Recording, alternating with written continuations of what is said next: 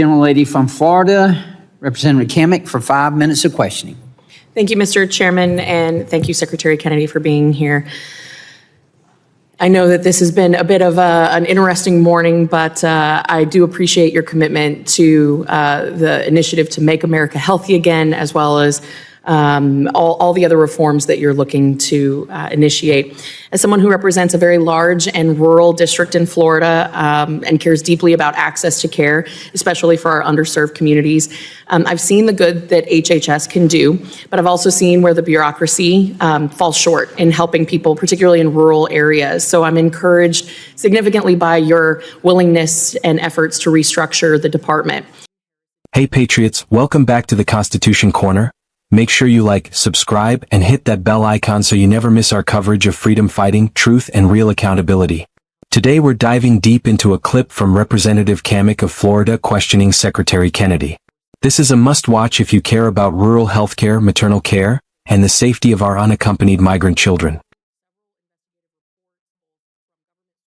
Now, I know that there are many broken systems within HHS, and it's going to take a disruptor. And sir, you are a disruptor, and that's what we need in these times, because so many people, especially here in Congress, they want to maintain the same broken status quo.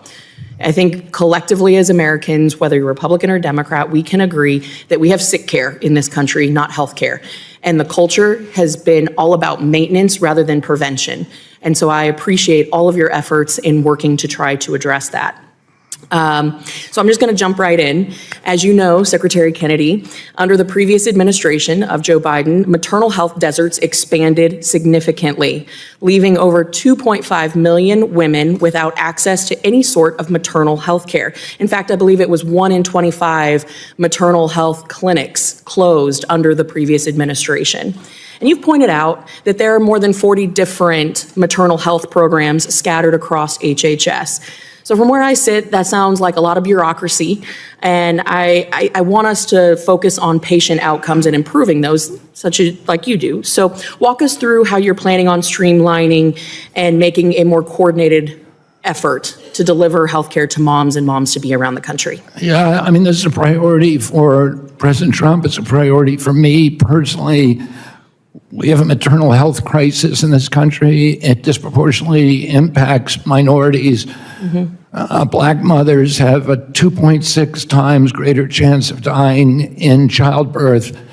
A black mother with a college education has 2.6 times greater chance of dying in childbirth than a white mother with a high school education. So it's impacting those communities, but it's impacting every American. And we need to protect our moms, we need to protect our kids, and we need to do a lot better. And we intend to do that in this administration. Well, as someone who is 8 weeks out from delivery, I know you can't see it because I'm so short, but I appreciate that, and I look forward to working with you so we can streamline these services so moms can get the help and access to resources they need.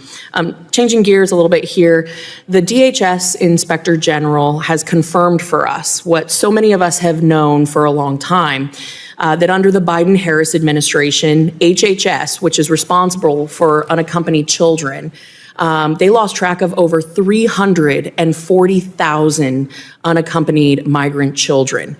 They failed to vet sponsors, and they blocked law enforcement from getting critical information to ensure the safety of these children.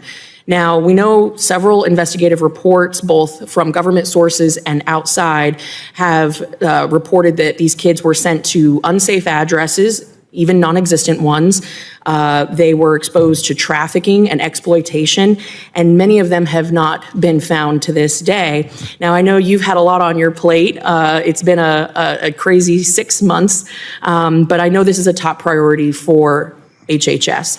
So like so many other things that you've been tasked with cleaning up, what specific steps is HHS taking to restore the accountability, improve the sponsor vetting, and ensure that law enforcement can do its job to protect these children and find these children? I mean, one of the major reason that the Biden administration lost track of all those children is because they were emphasizing speed over security. And there were political reasons for that. They wanted to get the kids out of U.S. custody, so they were handing them off to anybody. They didn't require background checks. They didn't require identification even. I've watched horror stories of the same person picking up child after child after child, using different names and different addresses. One of the addresses was a strip club. One of the addresses was a parking lot. One of the addresses was an empty lot that was filled with shipping containers. And this character was getting all these kids. One person got 42 kids to one address. What we're doing now is DNA testing on every sponsor. We're doing personal identification. We're doing background checks, and we're doing income verification. Thank you, Mr. Secretary. Thank you, my time has The young expired. lady's time has expired. The chair now recognizes. First off, Representative Kamek came out swinging. She represents rural Florida, and she nails the issue. The bureaucracy at HHS is suffocating access to care in the heartland. It's not liberal or conservative, it's common sense. When you have a system where 2.5 million women are cut off from maternal care, that's not just a failure, it's a crisis. And Kamek pointed out calmly but forcefully, we have sick care in this country, not health care. That line says it all. The system is broken, built around maintenance rather than prevention. Now let's talk stats. Kamek cites that black mothers are 2.6 times more likely to die in childbirth, and, hold tight, college-educated black mothers are 26 times more likely than white mothers with only a high school education. That sad, painful truth shows us race and class both matter under Biden's watch. This is inequality baked in, and HHS hasn't fixed it. Then comes the big pivot, unaccompanied migrant kids. Reports from the DHS Inspector General confirm HHS lost track of over 340,000 kids. No sponsor vetting. No ID checks. Kids sent to strip clubs, shipping container lots, random parking lots. Trafficking rings had them on a platter. One person collected 42 children at one address. This is horror. This is criminal negligence. And the Biden administration let it happen, all in the name of speed over security. Disgraceful. Now what's Secretary Kennedy's answer?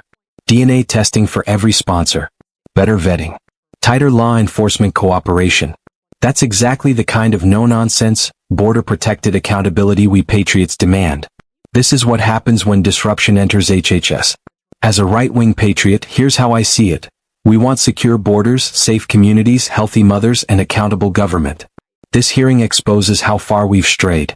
It shows us the broken trust that needs fixing. It's not partisan, it's constitutional. Representative Kamek isn't just pushing an agenda.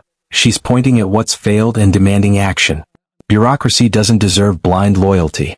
It deserves oversight, dismantling, rebuilding. That's our vision. Patriotic Americans of all stripes can agree. Secure borders, robust healthcare, and clear accountability are American values. One nation, under God, indivisible. If you agree, let your voice be heard. Comment below and hit like. Subscribe if you believe we need more patriots holding the line in Washington. We are the Constitution Corner, where Americans' root guides its future. Until next time, stand strong, speak truth, and may God bless the United States of America.